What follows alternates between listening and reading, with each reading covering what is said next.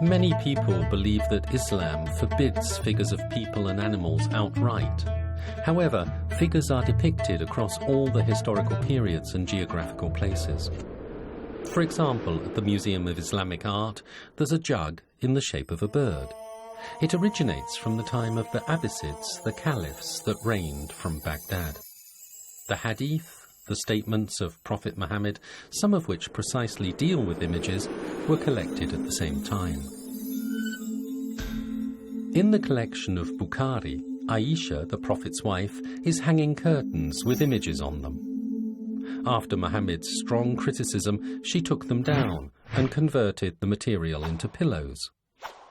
The way that figural art was shown was important too. It seems that articles of daily use were accepted as a suitable place for images to be depicted.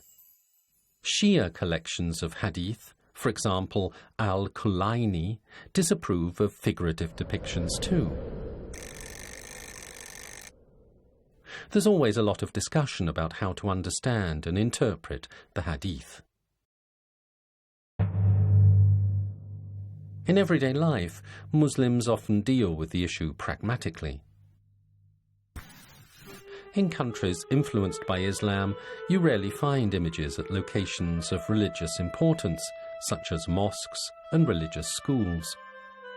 You can often find them, however, at palaces and apartment houses.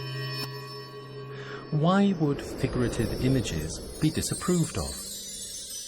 Because, according to some scholars, the capability to create something belongs to God only.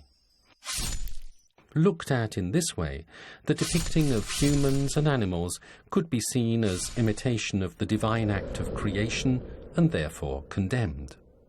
Three-dimensional art was particularly controversial. Some researchers think that a schematic art, for example the avoidance of casting shadows in paintings, is considerate of that religious opinion. Others think that this religious opinion is not relevant in art, and that artists went for that way of representation for aesthetic reasons only. Occasionally, however, some paintings do cast shadows. A period that's rather known for only a few images is the time of the Mamluks. This carpet, for example, exclusively shows ornaments and simplified forms of flowers.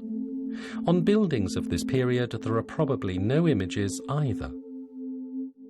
But they, however, existed at that time too. A bottle with horsemen playing polo expresses the enthusiasm of the rulers for that sport. Even if images were regarded as problematic in some social spheres, there was consistently a cooperative acceptance for it, depending on place and time.